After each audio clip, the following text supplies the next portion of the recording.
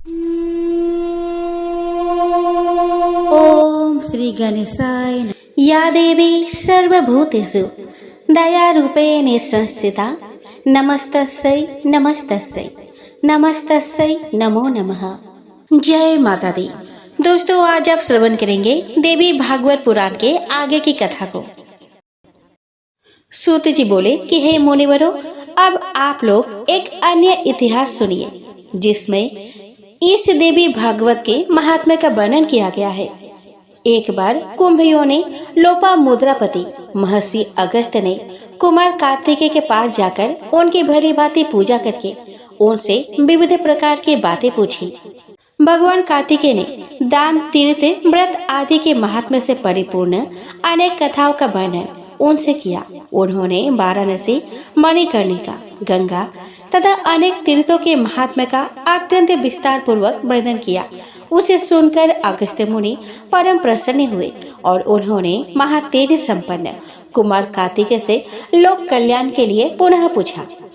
अगस्त्य जी बोले कि हे तारक रिपु, हे भगवान, हे प्रभु, आप मुझे देवी भागवत के महात्म्य तथा उसके श्रवण की विधि भी बतलाइए। श्रीमद् देवी भागवत नामक पुराण सभी पुराणों में अति श्रेष्ठ है, जिसमें तीनों लोकों की जननी साक्षात सनातनी भगवती की महिमा गाई गई है। कार्तिकेय बोले कि हे ब्राह्मण, श्रीमद् देवी भागवत के महात्म्य को विस्तार पूर्वक कहने में कौन समर्थ है। मैं इस समय संक्षेप में इसे कहूँगा, आप सुनिए।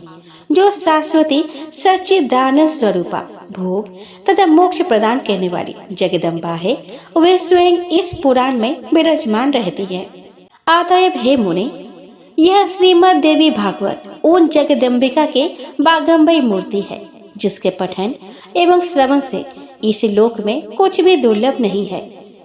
विवस्वान के एक पुत्र हुए जो श्राद्ध देव नाम से प्रसिद्ध हुए। संतान रहित होने के कारण उन राजा श्राद्ध देव ने वशिष्ठ मुनि की अनुमति से पुत्रष्टि यज्ञ किया। तत्पश्चात मनु श्राद्ध देव के भार्या श्रद्धा ने यज्ञ के होता से प्रार्थना की कि हे ब्राह्मण, आप कोई ऐसा उपाय करें जिससे मुझे कन्या की प्राप्ति हो। अतः होता ने मन में कन्या प्राप्ति का संकल्प करते हुए आहुति डाली और उसके विपरीत भाव के फलस्वरूप एक कन्या उत्पन्न हुई, जिसका नाम ईला रखा गया। इसके बाद पुत्री को देखकर उदास मन वाले राजा श्राद्ध देव ने गुरु वशिष्ठ से कहा कि हे प्रभु, पुत्र प्राप्ति की आपके संकल्प के विपरीत यह कन्या कैसे उत्पन्न हो गई।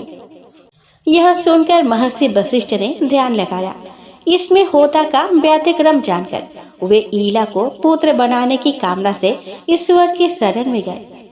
मुनि के तप प्रभाव और भगवान की कृपा से सभी लोग के देखते देखते ईला कन्या से पुरुष रूप में परिवर्तित हो गई। इसके बाद गुरु वशिष्ठ ने पूर्ण रूप से संस्कार करके उसका नाम सुधूम्न रखा। वे मनुपुत्र सुधूम्न सभी नदियों की निधान भूल सागर की भांति सभी विद्याओं के निधान हो गए। कुछ समय बीतने पर सुधूम्न युवा हुए और एक दिन सिंधु देशीय घोड़े पर चढ़कर वे आखेटे के लिए वन में चले गए। अपने सहचरों के साथ वे कुमार सुधूम्न एक वन से दूसरे वन में जाते हुए भटकते रहे और फिर संयोगवश वे हिमालय के तलहटी के उस वन में पहुंच गए, जहां किसी समय देव आदिदेव भगवान शंकर अपने भार्या अपर्णा के साथ आनंदपूर्ण मुद्रा में रमन कर रहे थे। उसी समय भगवान शंकर के दर्शन को अभिलाषा से मुनिगण वहां पे आ गए और उन्हें देखकर पार्वती जी लज्जित हो गई। तब शिव एवं पार्वती को रमन करते देखकर उत्तम व्रत धारण करने वाले वे मुनिगण वहां से लौटकर वैकुंठ धाम की ओर चल दिए। तदंतर अपने प्रियतमा को प्रसन्न करने के लिए भगवान ने उस आरण्य को श्राप दे दिया कि आज से जो भी पुरुष वहां प्रवेश करेगा वह स्त्री हो जाएगा। तभी से पुरुषों ने उस वन में जाना त्याग कर दिया और संजोगवश वहां पहुंचते ही सुधूम्न एक लावण्यमयी स्त्री के रूप में परिवर्तित हो गए। अपने सभी अनुचरों को पुरुष से स्त्री और घोड़ों को घोड़ियों में रूपांतरित हुआ देखकर सुधूम्न आश्चर्यचकित हो गए। अब वह रूपवती तरुणी मन मन में विचरण करने लगी।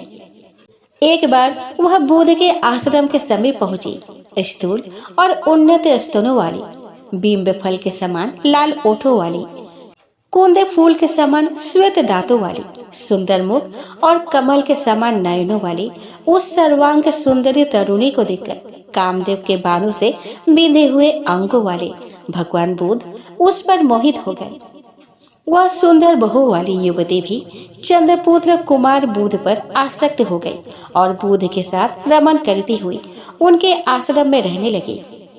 हे महर्षि अगस्त्य, कुछ समय बाद बुद्ध ने उस तरुणी से पुरुरवा नामक पुत्र को उत्पन्न किया। इस प्रकार बुद्ध के आश्रम में रहते हुए कई वर्ष बीत जाने पर किसी समय उसे अपने पूर्व वृतांत का स्मरण हुआ और वह दुखित होकर आश्रम से चली गई। इसके बाद गुरु वशिष्ठ के आश्रम में पहुंचकर उन्हें प्रणाम किया और सारा वृतांत कहकर पुरुषत्व की कामना करती हुई वह उनके शरणागत हो गई।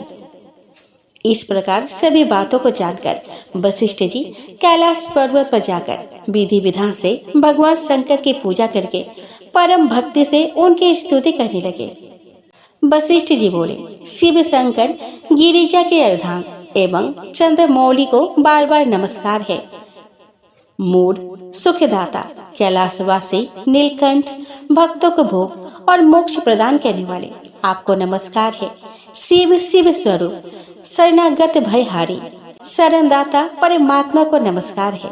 सृजन पालन तथा संहार के समय ब्रह्मा विष्णु और महेश्वर रूपधारी देव आदिदेव वरदायक तथा त्रिपुरारी को मेरा नमस्कार है। यज्ञ रूप तथा याजकों के फलदाता को बार बार नमस्कार है।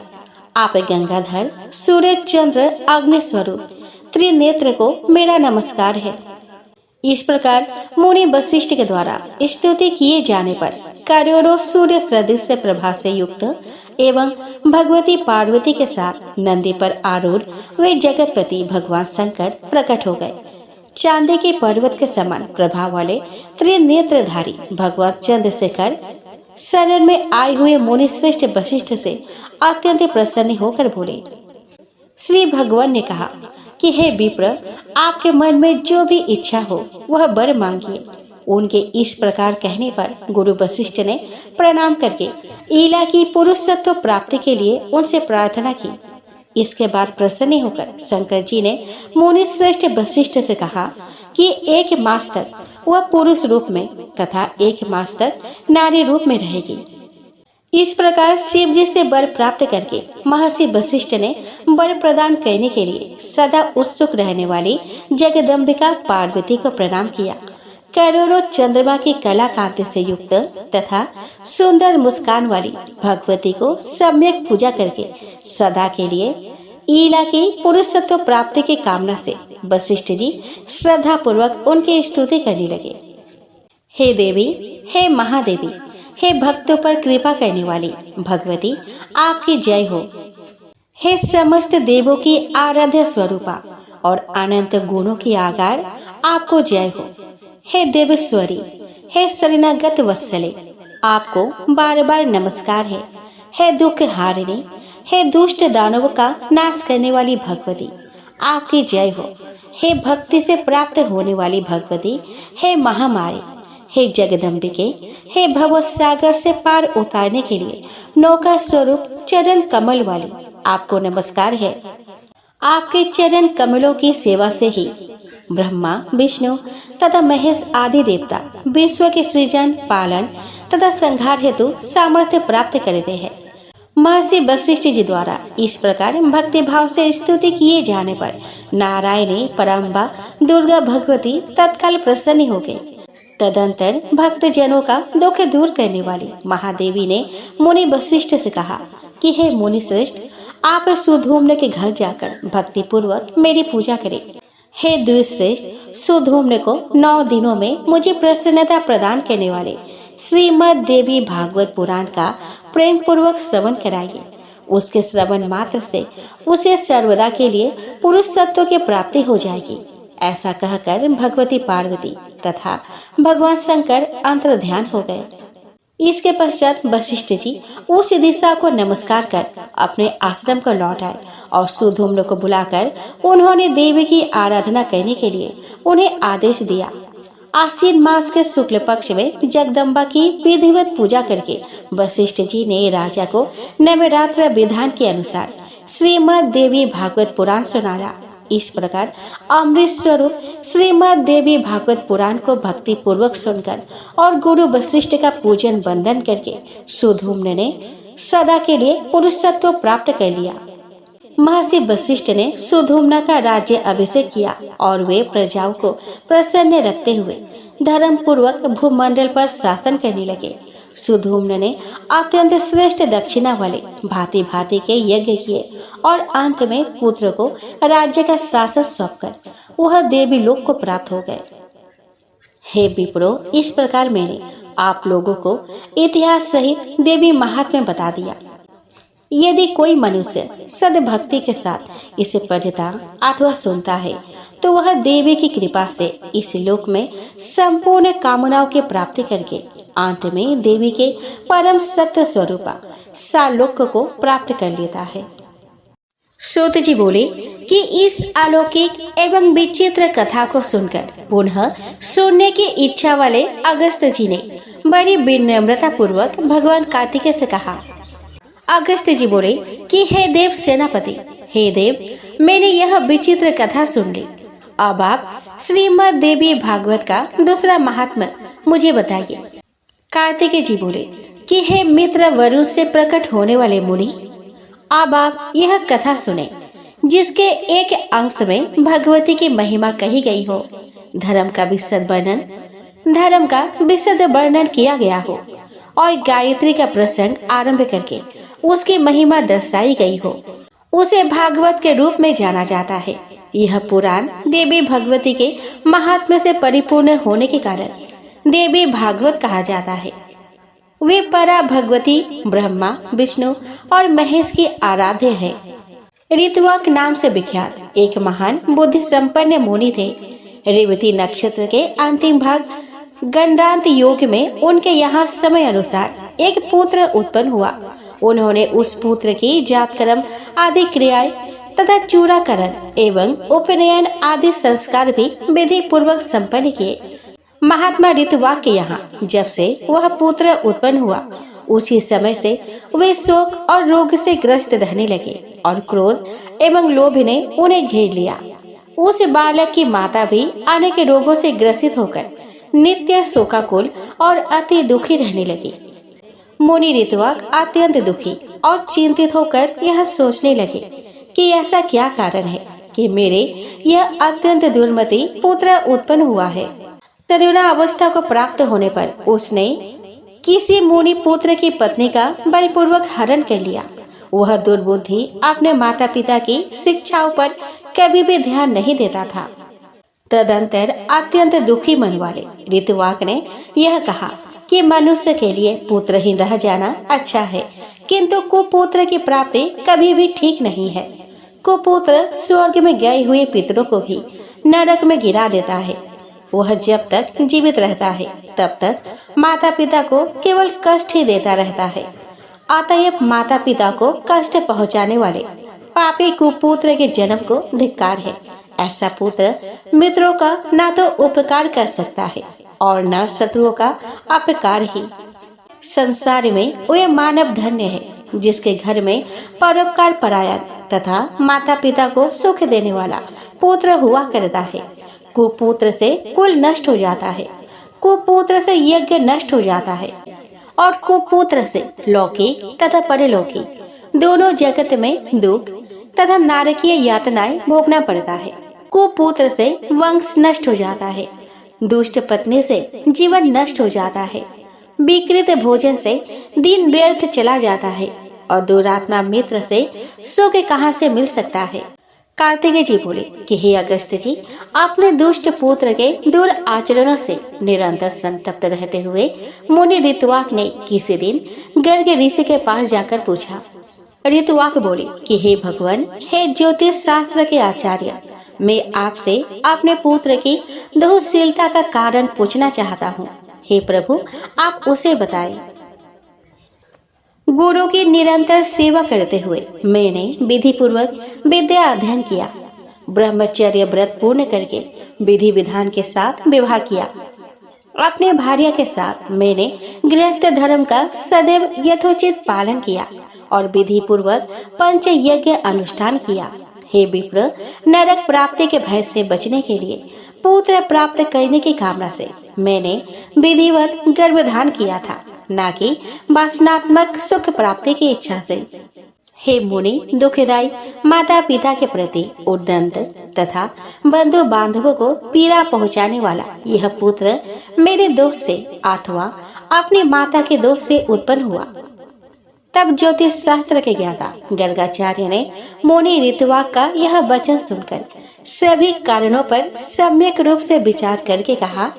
गर्गाचार्य जी बोले कि हे मुनि, इसमें ना तो आपका दोष है और ना बालक की माता का दोष है और ना तो कुल का दोष है। रेवती नक्षत्र का अंतिम भाग गणरांत योग ही इस बालक की दुर्विनीतता का कारण है। हे मुने, अशुभ बेला में आपके पुत्र का जन्म हुआ है, इसी कारण यह आपको दुख दे रहा है। इसमें लेश मात्र भी अन्य कोई कारण नहीं है। अतः हे ब्राह्मण, इस दुख के शमन के लिए आप प्रयत्न पूर्वक समस्त दुर्गतियों का विनाश करने वाली कल्याणी जगदम्बा दुर्गा की आराधना कीजिए। गर्गाचार्य का वचन सुनकर ऋतुवाक मुनि क्रोध से मूर्छित हो गए और उन्होंने रेवती को श्राप दे दिया कि वह आकाश से नीचे गिर जाए। ऋतुवाक के श्राप देते ही चमकता हुआ रेवती नक्षत्र सभी लोगों के देखते ही देखते आकाश से कुमुद पर्वत पर जा गिरा। वह कुमुद पर्वत रेवती के गिरने के कारण रेवतक नाम से प्रसिद्ध हुआ और उसी समय से वह अत्यंत रमणीक हो गया। रेवती को श्राप देकर मुनि ऋतुवाक ने महर्षि गर्ग द्वारा बताए गए विधान के अनुसार देवी भगवती की सम्यक आराधना कर सुख और सौभाग्य प्राप्त किया। कार्तिकेय जी बोले कि हे अगस्त जी, उस रेवती नक्षत्र के महान तेज से एक कन्या उत्पन्न हुई जो अनुपम रूपवती होने के कारण लोक में दूसरी लक्ष्मी की भांति प्रतीत हो रही थी। रेवती नक्षत्र की कांति से प्रादुर्भूत उस कन्या को देखकर मुनि प्रमुच ने प्रसन्न होकर उसका रेवती यह नाम रख दिया। तदंतर ब्रह्म ऋषि प्रमुच उसे कुमुदाचल पर स्थित अपने आश्रम में ले आए और पुत्री के भांति उसका धर्म पूर्वक पालन पोषण करने लगे। समय पाकर यौवन को प्राप्त उस रूपवती कन्या को देखकर मुनि ने विचार किया कि इस कन्या के योग्य वर कौन होगा। बहुत अन्वेषणों के बाद भी जब मुनि को उसके योग्य कोई वर नहीं मिला, तब वे अग्निशाला में प्रवेश करके अग्निदेव की स्तुति करने लगे।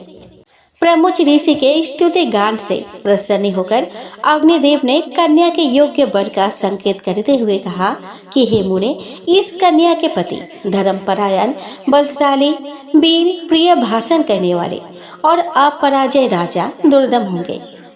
तब अग्निदेव के इस वचन को सुनकर मुनि अत्यंत प्रसन्न हुए।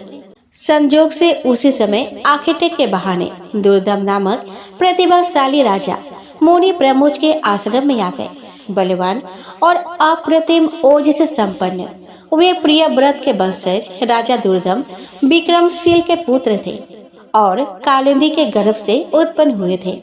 मुनि के आश्रम में प्रवेश कर और उन्हें वहां न देकर राजा दुर्दम ने रेवती को प्रिय इस शब्द से संबोधन करके कहा। राजा बोले कि हे प्रिय, महर्षि भगवान प्रमुच इस आश्रम से कहाँ गए हुए हैं। हे कल्याणी, मुझे सच सच बताओ, मैं उनके चरणों का दर्शन करना चाहता हूँ। कन्या बोली कि हे महाराज, महामुनि अग्निशाला में गए हुए हैं। राजा भी यह वचन सुनकर शीघ्रता पूर्वक आश्रम से बाहर निकल आए। इसके बाद प्रमुच मुनि ने राज लक्षण संपन्न एवं विनयवनत राजा दुर्दम को अग्निशाला के द्वार पर स्थित देखा। मुनि को देखकर राजा ने प्रणाम किया और तदंतर मुनि प्रमुच ने शिष्य से कहा कि हे गौतम, यह राजा अर्घ्य पाने के योग्य है, अतः शीघ्र ही इनके लिए अर्घ्य ले आओ। बहुत दिन बाद यह पधारे हुए हैं और विशेष रूप से ये हमारे जामाता है। ऐसा कहकर मुनि ने राजा को अर्घ्य प्रदान किया और राजा भी विचार करते हुए उसे ग्रहण कर लिया। तत्पश्चात राजा के अर्घ्य ग्रहण करके आसन पर बैठे जाने के उपरांत मुनि प्रमुच ने उन्हें आशीर्वचनों से अभिनंदित करके उनका कुशल क्षेम पूछा। हे राजन, आप स्वस्थ तो है? आपकी सेना, कोष, बंधु बांधव, सेवकगण, सचिव, नगर, देश आदि की सर्वविध कुशलता तो है? हे नरेश, आपकी भार्या तो यही विद्यमान है और वह सकुशल है, अतएव मैं उसकी कुशलता नहीं पूछूंगा। आप अपनी अन्य स्त्रियों का कुशल क्षेम बताइए। राजा बोले कि हे भगवान, आपके कृपा प्रभाव से मेरी सर्वविध कुशलता है। हे ब्राह्मण, अब मेरी यह जिज्ञासा है कि मेरी कौन सी भार्या यहाँ है? ऋषि बोले कि हे पृथ्वीपते, संसार में अप्रतिम लावण्य से संपन्न रेवती नामक आपकी पत्नी यहाँ ही रहती है, क्या आप उसे नहीं जानते? राजा बोले कि हे प्रभु, सुभद्रा आदि मेरी पत्नियां तो घर पर ही है। हे भगवान, मैं तो केवल उन्हें ही जानता हूँ, मैं रेवती को नहीं जानता। ऋषि बोले कि हे महामते, हे राजन, इसी समय प्रिय के संबोधन से आपने जिससे पूछा था, आपने उस योग्यतम प्रिया को आपने क्षण भर में ही भुला दिया। राजा बोले कि हे मुने, आपने जो कहा वो असत्य नहीं है, किंतु मैंने तो सामान्य रूप से ऐसा कह दिया था, इसमें मेरा कोई दूषित भाव नहीं था, अतः आप मेरे ऊपर क्रोध ना करें। ऋषि बोले कि हे राजन, आपका भाव दूषित नहीं था, अपितु आपने सत्य ही कहा था। अग्निदेव के द्वारा प्रेरित किए जाने पर ही आपने ऐसा कहा था। इसका पति कौन होगा, ऐसा मेरे द्वारा आज अग्निदेव से पूछे जाने पर उन्होंने कहा था कि इसके पति निश्चित रूप से राजा दुर्दम ही होंगे। हे महीपते, अतः मेरे द्वारा प्रदत्त इस कन्या को आप स्वीकार कीजिए। आप इसे प्रिय ऐसा संबोधित भी कर चुके हैं, अतएव आप शंका रहित होकर किसी अन्य विचार में ना पड़े। मुनि का यह वचन सुनकर राजा दुर्दम चिंतन करते हुए चुप हो गए और मुनि उनके वैवाहिक अनुष्ठान की तैयारी में जुट गए। इसके बाद विवाह कार्य के लिए मुनि को तत्पर देखकर रेवती ने कहा कि हे तात, आप मेरा विवाह रेवती नक्षत्र में ही संपन्न कराए। ऋषि बोले कि बस से विवाह के योग्य अन्य बहुत से नक्षत्र है, रेवती नक्षत्र में विवाह कैसे होगा, क्योंकि रेवती तो आकाश में स्थित नहीं है। कन्या बोली कि रेवती नक्षत्र के अतिरिक्त अन्य कोई भी नक्षत्र मेरे विवाह के लिए उचित नहीं है, अतः मैं प्रार्थना करती हूँ कि आप मेरा विवाह रेवती नक्षत्र में ही करें। ऋषि बोले कि पूर्व काल में मुनि ऋतुवाक ने रेवती नक्षत्र को पृथ्वी पर गिरा दिया था। इस प्रकार अन्य नक्षत्र में यदि तुम्हारी श्रद्धा नहीं है, तब तुम्हारा विवाह कैसे होगा? कन्या बोली कि तात, क्या केवल एक ऋतुवाक ने ही तपश्चर्या की है? क्या आपने मन वचन कर्म से ऐसा तप साधना नहीं की है? हे पिताजी, मैं आपके तपबल को जानती हूँ। आप जगत की सृष्टि करने में समर्थ है, अतः आप अपने तप के प्रभाव से रेवती को पुनः आकाश में स्थापित करके उसी नक्षत्र में मेरा विवाह कीजिए। ऋषि बोले कि तुम्हारा कल्याण हो, तुम जैसा मुझसे कह रही हो वैसा ही होगा। तुम्हारे हित के लिए मैं आज ही रेवती नक्षत्र को सौम्य मार्ग में स्थापित कर दूंगा। कार्तिक जी बोले कि हे अगस्त जी, ऐसा कहकर मुनि ने अपने तपोबल से शीघ्र ही पूर्व के भांति रेवती नक्षत्र को फिर से नक्षत्र मंडल में स्थापित कर दिया। तदंतर मुनि प्रमुख ने रेवती नक्षत्र में वैवाहिक विधि के अनुसार महात्मा राजा दुर्दम को वह रेवती कन्या सौंप दी। इस प्रकार कन्या का विवाह कर देने के उपरांत मुनि ने राजा से कहा कि हे वीर, तुम्हारी क्या अभिलाषा है, मुझे बताओ, मैं उसे पूरी करूंगा। राजा बोले कि हे मुनि, मैं स्वयं भुव मनु के वंश में उत्पन्न हुआ हूँ, अतः मैं यही कामना करता हूँ कि आपकी कृपा से मुझे मनवंतर अधिपति पुत्र की प्राप्ति हो। मुनि बोले कि यदि आपकी यह अभिलाषा है तो आप देवी भगवती की आराधना कीजिए। ऐसा करने पर आपका पुत्र मनु अवश्य ही मनवंतर अधिपति होगा। श्रीमद् देवी भागवत जो पंचम पुराण के रूप में विख्यात है, उसका 5 बार श्रवण करने के उपरांत आपको मनोवांछित पुत्र प्राप्त होगा। रेवती के गर्भ से उत्पन्न रैवत नाम वाला पांचवा मनु वेदवेत्ता, शास्त्रों के तत्व को जानने वाला, धर्मपरायण तथा अपराजय होगा। मुनि प्रमुख के इस प्रकार कहने पर प्रसन्न होकर प्रतिभा संपन्न राजा दुर्दम ने मुनि को प्रणाम किया और वे भार्या रेवती के साथ अपने नगर चले गए। महामती राजा दुर्दम ने अपने पितामह से प्राप्त राज्य पर शासन किया और उस धर्मात्मा ने औरस पुत्रों के भांति अपनी प्रजाओं का पालन किया। एक बार उनके यहाँ महात्मा लोमस ऋषि पधारे। राजा दुर्दम ने उन्हें प्रणाम किया और उनका विधिवत पूजन कर दोनों हाथ जोड़कर कहा। राजा बोले कि हे भगवान, हे मुने, यदि आप कृपा करें तो मैं पुत्र प्राप्ति की कामना से आपसे देवी भागवत नामक पुराण सुनना चाहता हूँ। राजा का यह वचन सुनकर लोमस मुनि प्रसन्न हो गए और बोले कि हे राजन, आप धन्य हैं, क्योंकि तीनों लोकों की जननी देवी भगवती में आपकी ऐसी भक्ति हो गई है। देव, दानव तथा मानव की आराध्या परा भगवती जगदम्बा में यदि आपकी भक्ति उत्पन्न हुई है तो आपकी कार्य सिद्धि अवश्य होगी। अतएव हे राजन, मैं आपको श्रीमद् देवी भागवत सुनाऊंगा, जिसके सुनने मात्र से कुछ भी दुष्प्राप्य नहीं रह जाता। हे ब्राह्मण, ऐसा कहकर मुनि ने किसी शुभ दिन में कथा का प्रारंभ किया। अपनी पत्नी के साथ राजा ने 5 बार श्रीमद् देवी भागवत पुराण का विधिवत श्रवण किया। कथा समाप्ति के दिन धर्मनिष्ठ राजा दुर्दम ने अत्यंत प्रसन्नता पूर्वक श्रीमद् देवी भागवत पुराण तथा लोमस मुनि की पूजा की। राजा ने नवार्ण मंत्र से हवन करके कुमारी कन्या को भोजन कराया और सपत्नीक ब्राह्मणों को प्रभूत दक्षिणा दान द्वारा संतुष्ट किया। कुछ समय बीत जाने पर भगवती की कृपा से उस रानी रेवती ने लोक कल्याणकारी गर्भ धारण किया। इसके बाद जब समस्त ग्रह नक्षत्र अपने अपने अनुकूल स्थानों पर थे और सभी मांगलिक कृत्य संपन्न हो गए थे, ऐसे शुभ समय में रेवती ने पुत्र को जन्म दिया। पुत्र के जन्म का समाचार सुनकर राजा दुर्दम अत्यंत प्रसन्न हुए और उन्होंने स्नान करके स्वर्ण कलश के जल से पुत्र का जाप कर्म आदि संस्कार संपन्न किया। तदंतर राजा ने विधि पूर्वक दान देकर ब्राह्मणों को संतुष्ट किया। समय पर पुत्र का उपनयन संस्कार करके राजा ने अपने पुत्र को अंगों सहित वेदों का अध्ययन कराया। इस प्रकार राजा का वह रैवत नामक तेजस्वी पुत्र समग्र विद्याओं का निधान, धर्मपरायण, अस्त्र विशारदों में श्रेष्ठ, धर्म का वक्ता और धर्म का पालन करता हो गया। इसके बाद ब्रह्मा जी ने रेवत को मनु के पद पर नियुक्त किया और वे श्रीमान मनवंतर अधिपति के रूप में धर्म पूर्वक पृथ्वी पर शासन करने लगे।